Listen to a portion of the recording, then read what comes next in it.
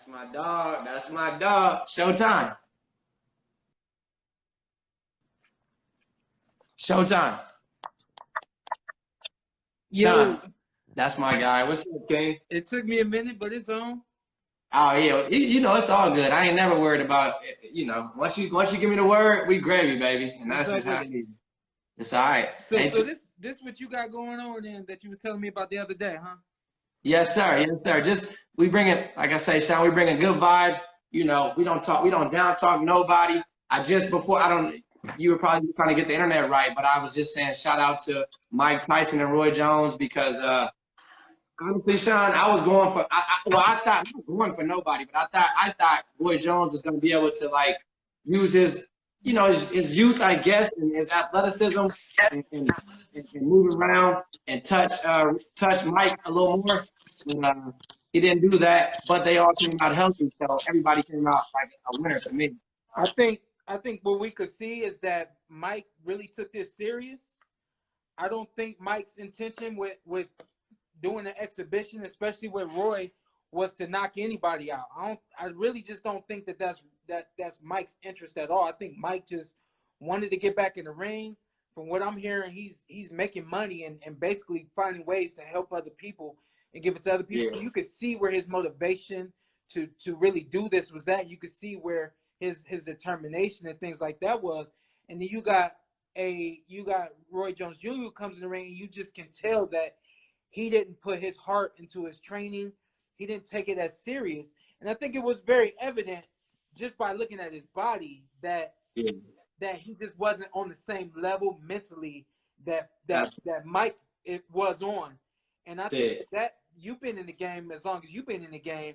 I think you recognize that quicker than a lot of people do because you see all of us all the time, and you can tell who's been working and who cares and who doesn't. You know what I mean? So I mean, and I'm not gonna knock Roy. I mean, if Roy's thing was just to, hey man, make some money and take care of my family and be seen again on the boxing scene, that's cool. But I find it very admirable what Mike's whole thing with doing this exhibition was, and he says I want to do it again. And I think now he got everybody's money. I think I think before people were like they wanted to see him, so they were gonna pay for it, but now we want to see Mike do it again. You know what I mean? Hey, that had me hyped. I was excited about it. I thought it was good. Hey, Sean, I gave an introduction. I don't know if you heard it, but I said one of the best fighters, great father, great son, great brother, just all the way around, which really sums up you. So that's why I'm doing this to make sure I get the right people that are really doing good things in this world. And you've always been doing great things, and that's really said right there, Sean. I forgot to throw one thing in though. He's one of the best commentators in the business right now. And he's still an active fighter. So shout out to you, bro. You're doing a great job on that, Sean. It's a blessing, man, for who we know to take the chances that they've taken with me and extend me to the networks and allow me to do that kind of work. It really is amazing, man. Like I got football on the screen right now. Growing up, that's all I watched was football. I boxed my whole life and I played football my whole life. But when I wasn't boxing, it was like I really don't care. But football, it was like either I was playing it or watching it. And so my whole life, I always knew I was going to be broadcasting. But I don't know why I never thought boxing would be what I would be doing. But I love it, man. Like, it's crazy. Like, I never loved watching boxing growing up, but I love doing what I do now to broadcasting and all that. It's fun. That's well said, bro. That's amazing, Sean. Honestly, we're gonna get there too. I'm gonna touch on all of that stuff for you, bro. I'm here all night, so it's whatever. That's cool, bro. We only got an hour, so we gotta try to get it in there. But Sean, check this out. I also want to, before we go further and talk about you more, Nate Robinson. I told the people, I don't know if you heard me. I said salute to Nate Robinson. No matter what, he got in the ring. There's a lot of people laughing, but a lot of people would not take that challenge. You know what? Let me say this about that. I think a lot of people, well, you got everybody. If anybody who used to play basketball or they never played basketball, oh, why he didn't pass the ball? Oh, why he didn't shoot the shot? Oh, why he didn't block that? He could have stole that. He could have rebounded. Everything we at home, we pros. In our own home, we pros. but it What takes a it remote. takes What a remote. Yeah. exactly, but it takes something a little different to actually get in the ring and do it. And so on Fact. one hand, yeah, commend him for doing it. For like, it take a lot, and I know he found out exactly what it takes to get in the ring and do it. But on the other hand, I feel like if anything, this should be a lesson to anybody out there that think they can just do it. Ain't even gotta be boxing. You think you can hit a baseball? That ball Right. is 40 miles per hour and you missing. Forget it Fact. coming 80 or 90 or 100. It's coming 40 and you missing it. You know what I mean? So everybody Facts. got to slow down, check Yeah. they pride at the door, and especially when it comes to boxing, think twice, maybe 4 or 5 times before you get in the ring.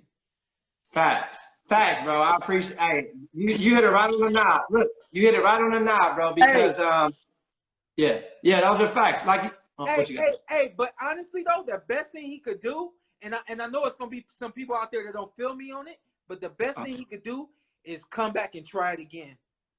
Bro, I said the same thing, man. He got in there. Way to go. Go ahead. Look, Shawn, you know like I know. We both know. And everybody, and there's other people that know as well. The thing is, I don't know if he, like you said about Roy, I don't know if he took it that serious. I was talking about Nate, Nate may have not taken it as serious. He might have thought it was just going to be like this promotion. And you saw it, bro. You can't go in there just like thinking you will knock somebody out, like so. Like, if we want to stay there just for another second, I really do think that it was like a rude awakening for him. It was like, I think, and maybe it's like everybody say, why do deer freeze when they see cars coming and the lights hit them? And that's what it was for him. Even though we seen him going after Jake Paul, he was going after Jake Paul with emotion. He wasn't going after Jake Paul with the things that he was training to do. I saw some of the training videos. And I was like, okay, if dude come out and use a jab, I might trip if I see him using a good jab. But he came out and he just, with his raw ability and also with his emotion, that's the way the fight went. So now, and here's another thing we know, Marcus. We all know that when a guy get knocked out, 2 or 3 minutes, 5 minutes, 10 minutes later, they good. Oh, I'm ready to go. I'm good, man. I wish I had that moment back. Once it's done, that adrenaline comes down, you able to think clearly, you can do it again. So I think that if he had another opportunity to get in the ring and box, I think emotionally he'd be in a different place. And I think we see him perform a lot different than we did in this one. Hey, perfectly put, and I agree with you 100%, bro. And like I say, one more time, shout out to Nate Robinson. Nate, if you see this, bro, we with you. We with you. The Porters and the Watchers are with you. Maybe next time, give it Kenny Porter. Kenny Porter. Hey, my dad he's in the training business. He does not. It ain't just about me. You know what I mean? It just happens to be that way. But I know if somebody like that, if anybody who wants to train with my dad, as long as he's got the time and he see you committed, he gonna go for it. But I last thing I'm gonna say about it, when the fight started, I looked at my wife. I said, love, he's gonna get knocked out. And we both were kind of about everything that was happening. But I said, love, he's gonna get knocked out. And I repeated it. She said, oh, really? I said, listen, he's gonna get knocked out, but he's gonna be fine. Don't worry about it. Yeah. It happens, and he goes down, and she's like, oh, I feel so bad. I said, love, let it go. I said, he's fine. It's just like when Rosario got knocked out with the body shot that Jermell Charlo hit him with. He never got hit with a punch like that before. And emotionally, he didn't know how to handle it. And that's the same thing that happened with Nate. I encouraged Nate to do it again. Because it was entertaining until it was a wrap. So I encouraged him to do it again. I agree with you 100%, bro. I agree with you 100%. Well said. Shout out to every once in a while, shout out to good people in here too. Shout out my nephew, Skyler, in here. He said, my nephew said, send Nate to 10 Goose Boxing Gym ASAP because we train, in the Valley. Right. That's absolutely. I think we all saw that though. We saw Shawn. We saw off top. It was like, dang. It was bro.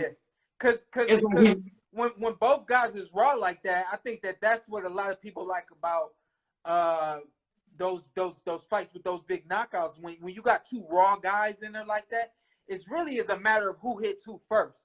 Because let's not fake the funk like Jake Fact. Paul is all that, because he ain't all Right. that. He's definitely got more fundamentals and things like that. He's trained longer and all that, Yeah. but I mean, let's not fake the funk. Like, he can get in there with a world champion and do what he did to Nah, Nate Robinson. That ain't gonna happen. come on, we know he'll get embarrassed with any real fighter, but even a C-list real fighter, like bro. But let's keep it real. He playing his cards right, and from a business standpoint, he doing the right things. You know what I mean? He ain't doing Yes, sir. too much. You know what I mean? So he's still Yes, doing sir. his YouTubing and his social media stuff, and he's smart. He know that's where he gonna make his money, and he know as Fact. long as he live like that and he get in the ring with somebody who ain't all that, then he gonna be able to live and say he a fighter. You know? Facts. Hey, Shawn, facts, bro. 100%. Like I say, shout out to Paul too. Him and his brother, they're doing great. I like it. I like it. That's good, man. Respect. I'm all for people doing good stuff, and you can tell he takes it more serious, and he's been fighting a little more. Yeah, So. and absolutely. And my last disclaimer to that, I've had people ask me, what do you think about these YouTubers and things like that getting in the ring and making all that money and they don't train and haven't done it. I said, man, to each his own, man. If you found a way to make some money and that's what you want to do, go ahead and do it. I said, am I the kind of guy that wants Jake Paul in my undercard? No, I don't, because he hasn't the craft and the art of boxing. That's what I love, and he don't got that. So, but the dude make money, so go ahead and get it, man. I'm happy that he was able to make some money, and I'm happy he representing Cleveland the way he did. You know what I mean?